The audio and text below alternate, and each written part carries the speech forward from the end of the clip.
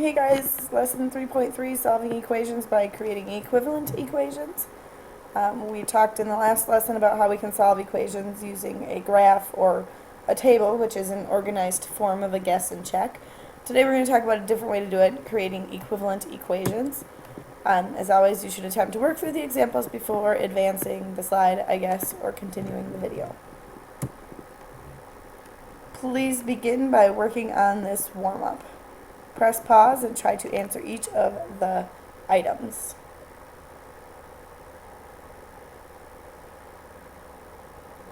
Alright, let's take a look at part A. Consider the equation 8x minus 12 equals 4. What equation results if negative 12 is added to both sides? If we go ahead and take a look, we can take the equation and negative 12 on the left side and on the right side. On each side we will simplify what we see. On the left side here we've got three terms, 8x, a negative 12 term, and a second negative 12 term. On this side we can combine our like terms of negative 12 and negative 12. On the right side we have two terms, a 4 and a negative 12.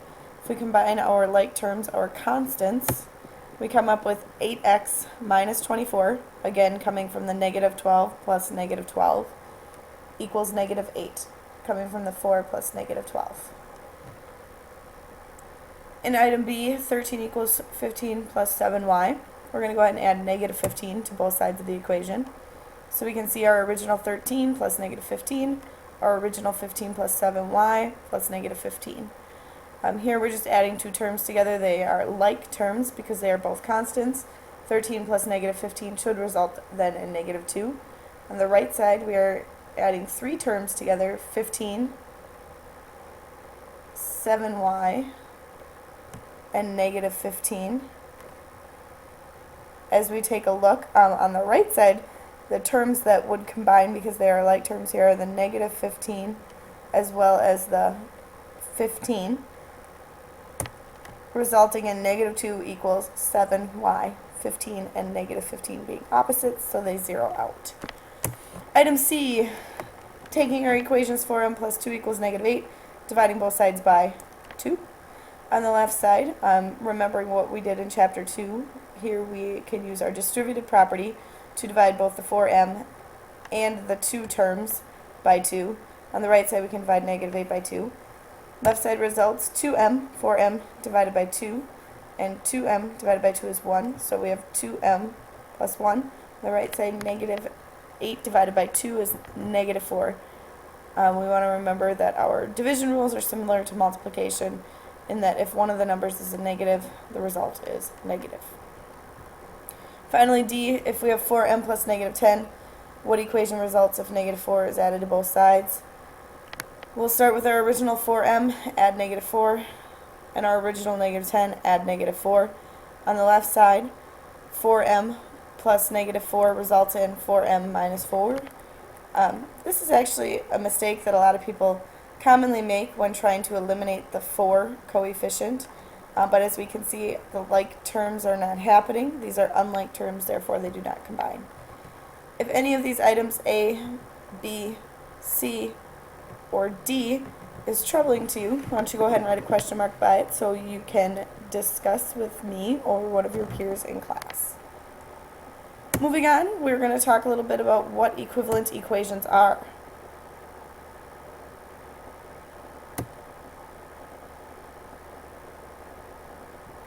Remember that using addition and multiplication properties of equality, these are the properties that say if A equals B, then I can A plus C equals B plus C. If expression A and expression B are the same, they will still be the same after a value is added.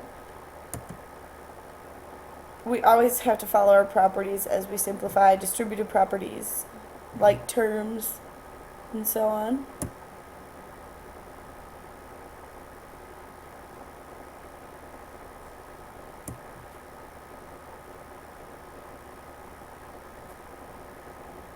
Of our 4 warm-up questions, which do you think will be the most helpful in determining the value of the variable?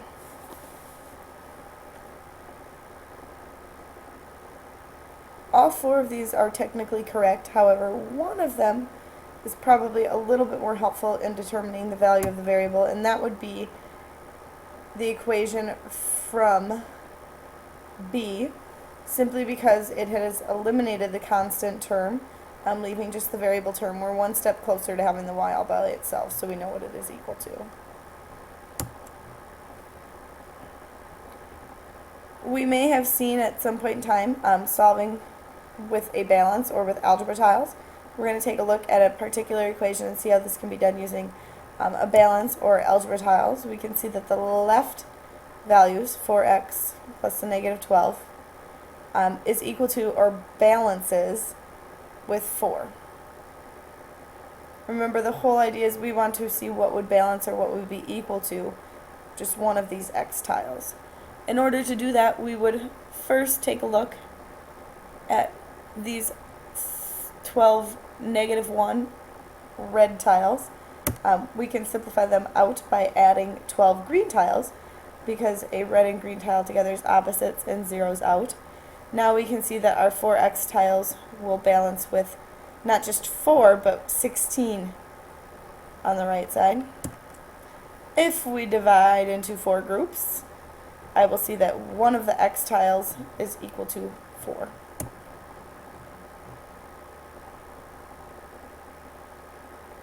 This essentially is leading to solving algebraically, where we use our addition and multiplication properties of equality to create simpler equivalent equations.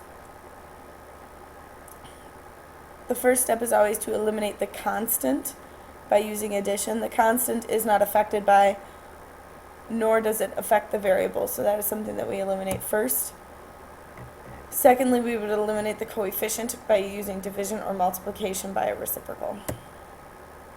Our first example, 4g minus 7 equals 20.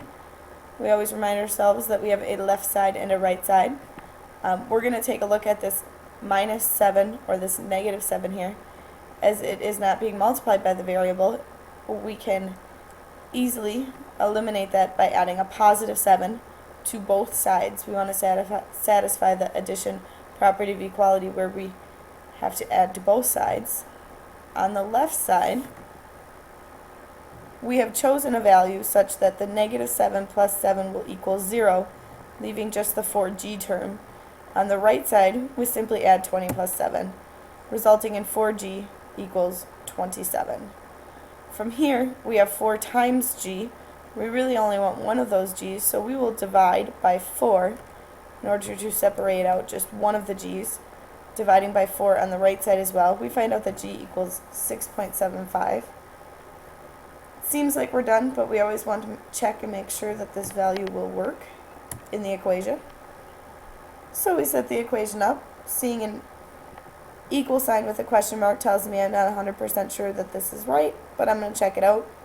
Following order of operations, we start with multiplication. 27 minus 7, we finish off the subtraction, resulting in 20 equals 20, which is a true statement. Therefore, g is in fact equal to 6.75. An additional example, 27 equals 3 minus 6h. As we take a look, we've got a negative 6h right here. A minus is always a negative term.